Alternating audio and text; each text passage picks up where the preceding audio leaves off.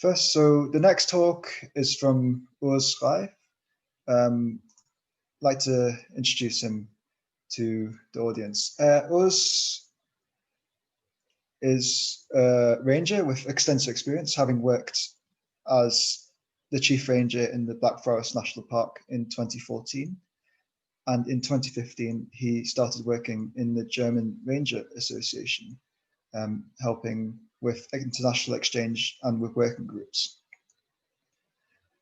His park, he was working for a park at the time, and this park helped support the establishment of the European Ranger Federation, for which he now works. Just a brief few words about the European Ranger Federation.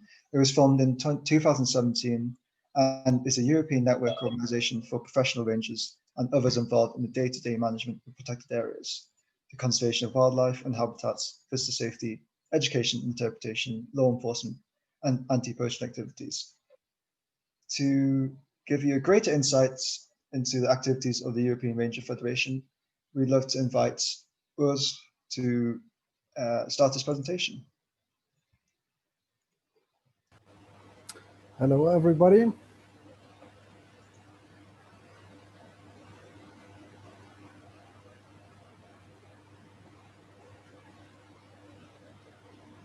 Just sharing the screen.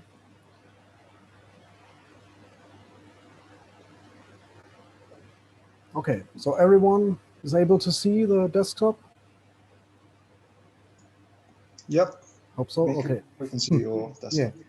So first of all, thanks a lot for the invitation for the Wilderness Week.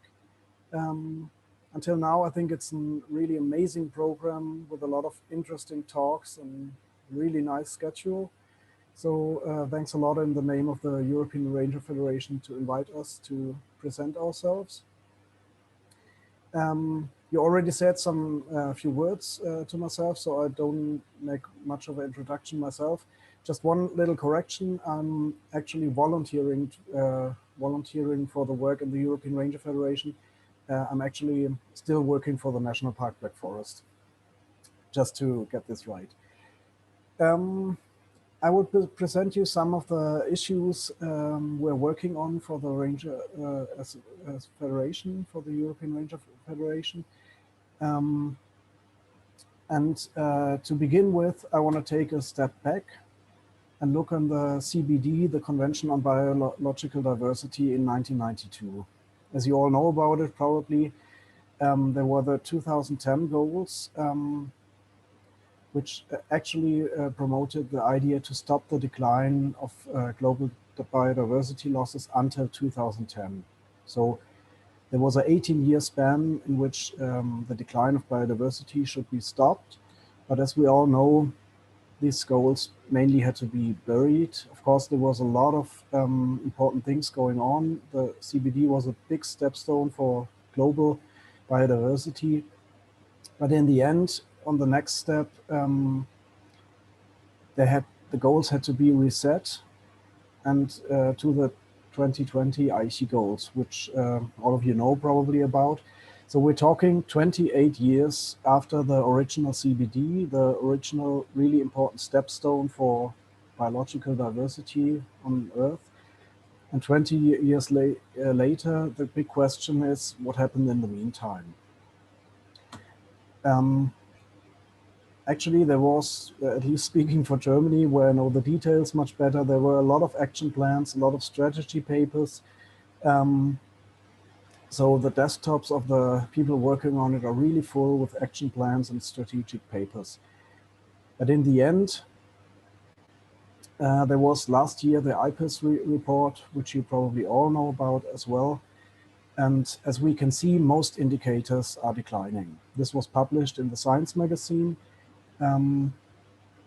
So we can see many of the indicators are declining, but still we are talking about one of the most important issues concerning the world these days. In my opinion, actually, the species losses are even more important or more vulnerable for the Earth as climate change. So we're talking about one of the most important issues for global nature protection, but still we can see most indicators are declining. If we take a special look on target 11, which are protected areas and conserved areas, we can see that it's moderate and to good, the progress towards the target. So this mainly concerns the establishment of protected areas. So in many countries, there's a lot of areas are protected and conserved, but still the other goals, especially concerning biodiversity itself, are there's a poor progress. So why is this? In our opinion, protected areas need protectors. So this is like the baseline for the work of the European Ranger Federation and all the rangers in Europe, that we are sure that it's really important that not only protected areas are established, but also they need sort of protectors. There's a really nice citation which I like to share with you from the Federal Ministry of Nature Protection in Germany. The strongest protection on paper doesn't mean anything if there's no enforcement. This is why rangers have to be within the protected areas and raise awareness for the guests. So we can see this is actually sort of the baseline for all of the work we do. We think the biodiversity losses is like one of the main issues worldwide, and protected areas are really important, but they also need enforcement and people working in the protected areas themselves. So, and this is what the ERF actually is working for. There's a lot of things. If you look on the ranger duties, for many people, rangers, the ranger job is still like sort of a dream job. People hiking all day through beautiful landscapes in protected areas in national parks. But actually, there's much, much more to it. And actually, this in all-day work, it's quite a struggle for many of the rangers in Europe and also worldwide. So things a ranger has to know, they begin with questions like, where's the next toilet in the protected area? Or which way do I go to reach this or that destination? But they also end at questions like how does wildlife management affect neighboring farmers? Or how will climate change affect me? Or even what does it matter if species get lost at all? How does it personally affect me? So we see there's a huge span of things a ranger has to know, and it's sometimes quite too much for all the rangers in the area, because there needs to be a really huge background and information from a really broad aspect. And also, if we look at the duties of rangers, it's all about the patrolling the area, actually, in the baseline, but also the patrols are just the rangers being inside the area, the protected area. Visitor information is one of the main issues in all their work. So all these questions we just saw can be posted by visitors, and the rangers are the faces of the protected areas and explain about things happening there. And also one important issue is the law enforcement, which we already heard about, that the regulations of the protected areas, the actual protection can take place. Sometimes the law has to be enforced. This is not one of the nice or funny parts of the job, but it's really important because not all the people tend to behave in protected areas. Most rangers also are working in the monitoring programs of the protected areas and also technical works like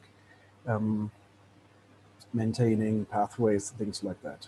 On the other hand, we can see that especially in the protected areas, and especially this was interesting concerning the COVID-19 pandemic this year, because all these factors were arising much more than before in the protected area. So the visitor manners are deteriorating. So there's a lot of people being unfriendly or not able to respect regulations inside protected areas. People are going there for their leisure times, and they are not willing to accept some more regulations, especially when there's a lot of COVID-19 regulations or things like that going on.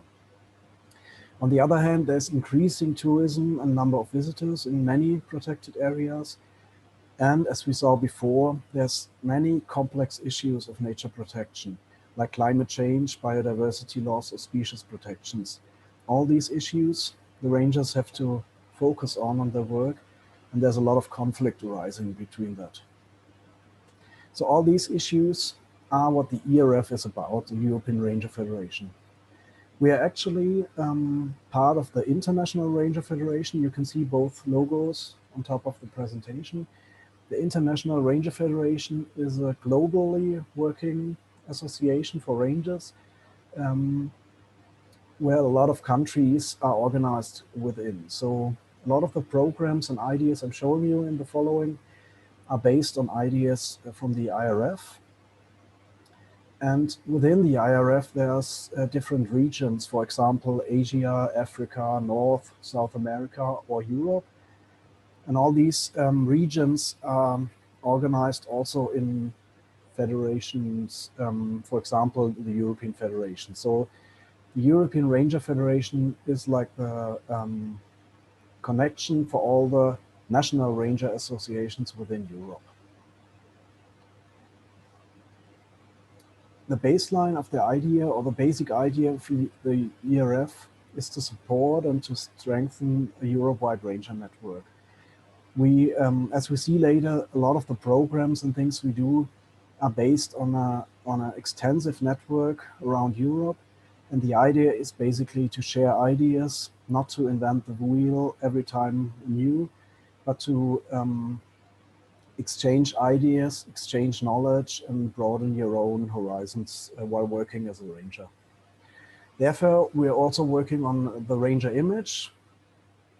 There's a, as I said before, it's for many people, it's just like it's a dream job walking around protected areas, but there's much more to it. And we are supporting the development and the professionalization of the ranger job, and also working for a ranger image. There's a lot of ranger trainings and ideas about certificates, which are not existing until now, but we're working on this. And there's special programs like exchange programs, cluster programs, where, for example, mountainous protected areas around Europe get together, or flatland PAs cluster together. There's also programs like twinning or junior rangers, and all of this is getting together within the network and based on networking and intensivating this network. So, as was said in the beginning, the European Ranger Federation actually is a quite young association. There were different fields of networking in Europe, but there was no officially organized federation to get all the national associations together. And in June 2014, which is not so long ago, there was a working group around Jean Wilmore, who was then president of the International Ranger Federation. Now this is Chris Gellius from South Africa. And in June 2014, the idea arose that there's a lot of protected areas and associations in Europe which are not really organized together, which are not really working on a network. So the idea was to strengthen this and to establish an official Ranger Federation in Europe. 2015 then was really an important year for this development. Finally, there was a meeting in November 2015 in the Black Forest National Park. I can still remember, it was a really nice meeting. A lot of people from around Europe came together for working for the establishment of the Ranger Federation. There was even one group coming by Lada Niva from all the way from Moscow to the Black Forest. So you can really feel and see there was a lot of motivation and a lot of energy put into this to develop the European Ranger Federation. In May 2017, there was the European Ranger Congress, the fourth of its kind, which was in Czech Republic, and also was the year of the formally establishment of the European Ranger Federation. Last big stepstone should have been, I have to say, the next European Ranger Congress in Bavarian Forest. which had to be cancelled, of course, due to COVID-19. If we take a look on the ERF board, we can see there's 6 people working on the board, which is like the core of the ERF organization. There's the president, Urs Reif from Switzerland, vice president, Ian Brooker from UK, treasurer, João Correia from Portugal, secretary, Artemisa Perculai from Albania, project office, Nikki Goeth from Switzerland, and myself. So you can see there's a lot of different countries involved in the board, which is only actually the core. We're working on getting much more democratic and much broader expanse for all the programs that we're working on. Some of the programs I can show you here. There's, of course, junior ranger programs, which are working in a lot of protected areas already. And the European Ranger Federation is working on connecting those junior ranger programs. For example, looking at the 2020 Congress, which we have been planning, there was junior rangers from Botswana meeting junior rangers from Germany. And this is like a really good project to get young people motivated for nature conservation and for the protected areas and get them together. Also, there's every year the World Ranger Day, which is actually a program from the Thin Green Line Foundation and the International Ranger Federation. Always every year, the 31st July, rangers all over the world celebrate World Ranger Day and collect money to support families worldwide of fallen rangers. Also, we already heard about twinning agreements. There's a program I will tell you a little more later. And there's also international trainings. One anti-poaching training in Israel from August 2019 and a nature interpretation training in 2019. The idea here is to get rangers to train rangers. So it's following the train the trainer idea, that rangers are the teachers for other rangers. These programs are also working on a national level, but we're now trying to expand them for the European level. Looking at a ranger image, I told you about the point that a lot of people think rangers are just a dream job, and still a lot of people don't know very much about rangers. If you do a Google picture search on rangers, you will find this. The Ford Ranger, big ATV car for the outdoor. So we can see there's not the ranger job or the rangers working for protected areas are the first thing coming to mind for a lot of people. On the other hand, if we look, these are from Germany TV shows. There was in 1989, there was still, at least in Germany, the forester was like the big hero for outdoor jobs and things like that. So there was special TV shows focusing on foresters. 2019, we see on the other picture, there's a young ranger from a national park and there's a TV show about him. So the image of the ranger is developing on the other hand quite well, but still we have to work on the dream job issue because, as we know, dream jobs are not existing like that.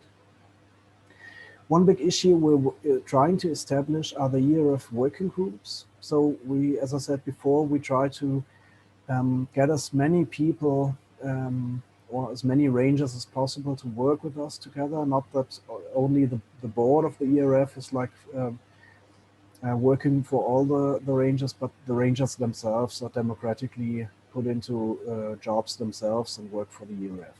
So we're trying to get a critical ranger mass together to set up working groups, for example, for the training programs, or especially for the establishment of new ranger associations. There's a lot of support and knowledge in the background for if you want to establish a national ranger association.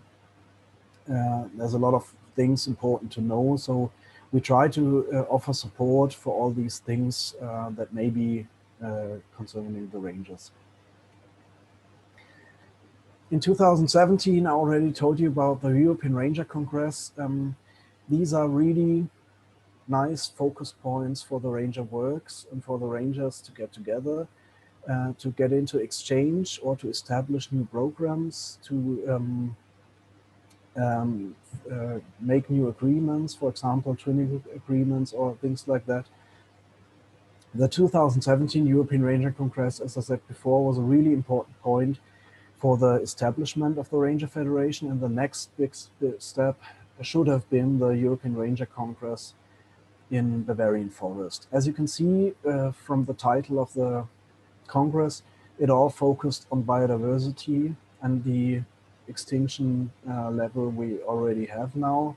So the title was Biodiversity on the Edge, Development Strategies for Rangers in a Rapidly Changing World. There was a lot of programs concerning junior rangers or volunteers, quite often focusing on migrating birds or, for example, large carnivores. So all these issues that are really complex to explain, but also where you can develop good ideas and try to find connections to a global existing problems concerning biodiversity. Also, there was a big focus on the European networking and the training issues. And of course, there was ranger shadowing and excursions. So rangers from all over Europe could arrive early or depart late and join fellow rangers on the all-day work in the protected areas. So all the Congress is about is exchange, networking, and getting to know more about other rangers and working issues. Of course, there was a lot of lectures, workshops, and forums. And actually, it was the first European Congress where we could raise a good amount of money from NGOs or federal ministries to support the Ranger idea. So we actually realized, working or planning the Congress, that all the ideas concerning biodiversity and the protectors' work in protected areas is really the right time to do this, and it's really important to support this and strengthen all these ideas in the rangers in the areas, which we also saw because there was a lot of funding possible. The International Ranger Federation was a bit more lucky to celebrate the 9th World Ranger Congress, which was in Nepal in November 2019, so shortly before the COVID-19 pandemic. There were more than 500 participants from more than 70 countries who came together. A big issue was, for example, working with indigenous rangers or strengthening female rangers in the jobs. So also a big networking event, and a lot of very important issues concerning rangers were discussed at this meeting. Also, we had which was really nice for us, we had a President's Award for the twinning program between Israel and Germany. On the pictures, you can see Ilan Yeager from Israel and myself, and Jean Wilmore, the president from the IRF at this time. So it was really nice that the twinning program, which I will talk about a little bit, got this prize because there was a lot of work going into this program. The program idea was established by Ilan Yeager on the World Ranger Congress in Colorado, 2016. And since 2017, there's delegations of rangers visiting the twinning countries. So there's rangers from Germany going to Israel, rangers from Israel going to Germany every year. So this is working really nice. And there's a lot of winning for all the sites within this program.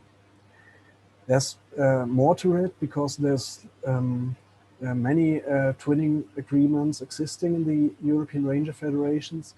Some of them working really well, some of them just beginning to work together. But these programs, you can look them up on the webpage, are really a successful idea for the Rangers to get together, to build up friendships, and to establish a broad basis of working together. All these things are big accomplishments in our point of view, because there's a lot of winning for both sides concerning the common goals in nature protection. There's a lot of exchange for methods in environmental education or the ranger work itself. And of course, speaking internationally, there's a big cross-border focus expansion for the rangers. So many of them are all day life working in their own country, but don't know about rangers in other countries. So if you get them together in a twinning meeting or other programs, there's a big expansion of focus on an international level. And of course, it's really good to learn English and to work on your communication skills. For example, you can see in the pictures, there was rangers from Israel teaching German rangers about anti-poaching issues, and rangers in Germany teaching rangers from Israel in wildlife management in Germany. So there's on a high professional level, there's teaching each other and learning from each other. And still there are more fruits to come we're working on. So until now, we established a stable tree on the roots of the International Ranger Federation and the European Ranger Federation. And now we're working also to sample some good fruits. The next coming up of these fruits are some trainings that are now being planned for 2021, which actually originate in the Congress in the Bavarian Forest, which, as I said before, could not happen because of COVID-19. So we are now trying to put the program or part of the program of the Congress into smaller trainings all over Europe to work on our ideas and to keep on working and still be within the regulations of the COVID-19 issue. So there will be trainings for managing large carnivores, probably in Poland or Slovakia. There will be trainings in communication in nature conservation, probably in Denmark or England. There will be meeting and training of young rangers, junior rangers and volunteer rangers on the topic of migrating birds, which is a good issue for networking worldwide, probably in Germany. And we're working on a Europe-wide trainings for rangers concerning wolves and livestock protection. So there's much more in planning. Hopefully we get a lot of the working groups together so we can establish all this on a good basis. And of course, all these programs also lead to really good friendships on an international level, not only on a professional, but also on a personal level, which is really nice because the ideas of working for nature conservation can be connected also personally. So far about the European Ranger Federation, I thank you very much for your attention. You can look us up on the webpage europeanrangers.org or follow us on Facebook or Instagram. If there are some questions, we can talk about them right now. Thank you. Great. Thank you very much for that talk, Urs.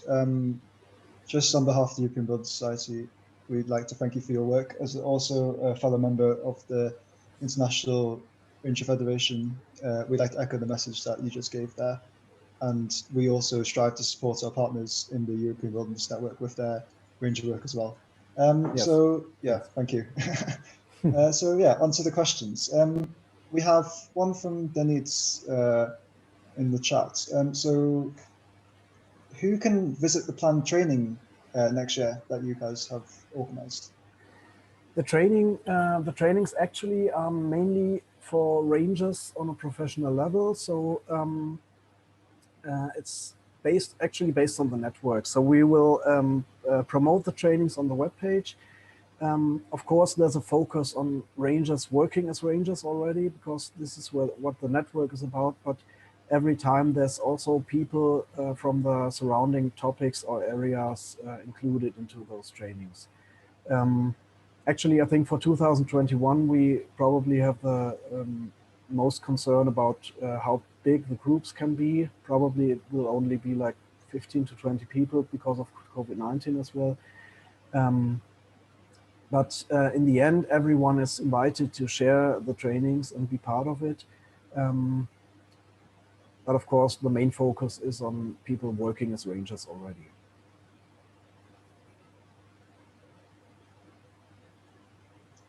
Great, thank you for that, Urs.